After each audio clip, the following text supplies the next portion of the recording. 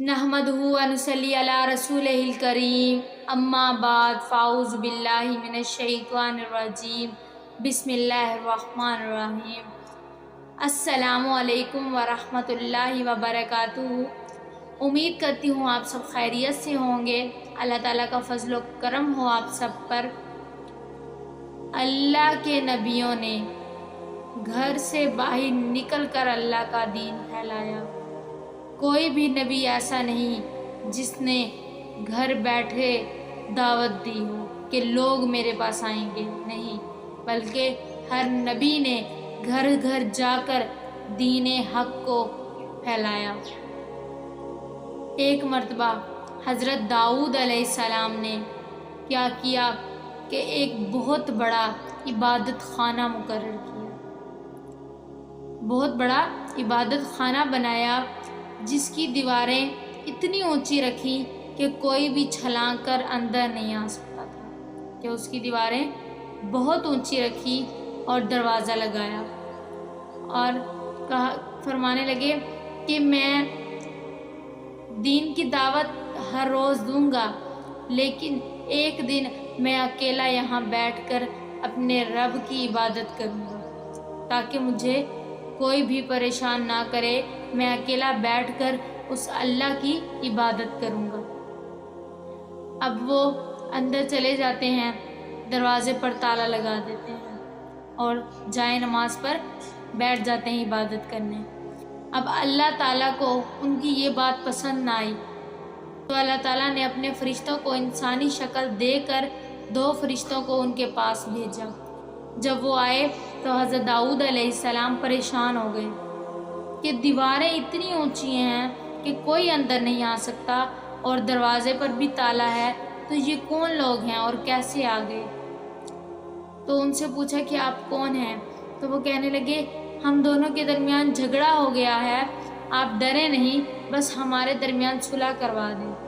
तो हज़रत दाऊद अलैहिस्सलाम के पूछने पर उन्होंने बताया कि एक ने कहा कि मेरे पास 1 बकरी है और इसके पास 99 बकरियां हैं, ये कहता है ये एक भी मुझे दे दो। ये तो एक लतीफ़ा हो गया, इसका जवाब तो बच्चे भी दे सकते हैं। तो हज़रत दाऊद अलैहिस्सलाम सोच में पड़ गए तो अचानक उन्हें याद आया कि ये तो मेरे रब की तरफ से इशारा है कि मैंने बहुत गलत किया, अल्लाह ने मुझे दीन हक के लिए भेजा है। अल्लाह ताला ने फरमाया कि इबादत करो, मेरी इबादत, अगर तुमने मेरा क़याम करना है, मेरी इबादत करनी है तो रात में करो और दिन में मेरे दीन को फैलाओ, लोगों तक तबलीग पहुँचाओ। तो वह सजदे में गिर पड़े और रोने लग गए। तो देखें दीन हक को फैलाना कितना ज़रूरी है।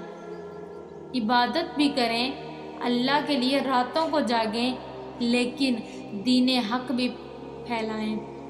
मेरे नबी का एक घोड़ा था जिसका नाम सबा था, तो नबी करीम सल्लल्लाहु अलैहि वसल्लम उस पर दीन हक की तबलीग देते थे। उसका मतलब है तैरना। मक्का में तो पानी नहीं था, तो तैरना यानी दीन की तबलीग फैलाना। तो जब नबी करीम सल्लल्लाहु अलैहि वसल्लम पर नबूवत आई तो नबी करीम सल्लल्लाहु अलैहि वसल्लम परेशान हो गए। तो कहने लगे हज़रत आयशा, तो हज़रत खदीजा रज़ी अल्लाह ताला अन्हा से कहने लगे आज से मेरी हर चीज़ ख़त्म, आज से मुझे दीन फैलाना है। लेकिन थोड़े से परेशान हो गए कि कौन मेरी बात सुनेगा, मैं कैसे दीन फैलाऊँगा। तो हज़रत खदीजा रज़ी अल्लाह ताला अन्हा ने कहा कि आप इस्लाम फैलाएं और मैं सबसे पहले लब्बैक कहूँगी, कि आप अल्लाह का नारा लगाएं, सबसे पहले मैं लब्बैक करूँगी। तो सबसे पहले हज़रत खदीजा ने इस्लाम कबूल किया। तो देखें तबलीग पहुँचाना कितना ज़रूरी है। आजकल बहुत फ़िरके बन गए हैं, लोग जनाज़ों पर नहीं जाते, एक दूसरे से लड़ाई झगड़े सिर्फ़ फ़िरकों की बुनियाद पर।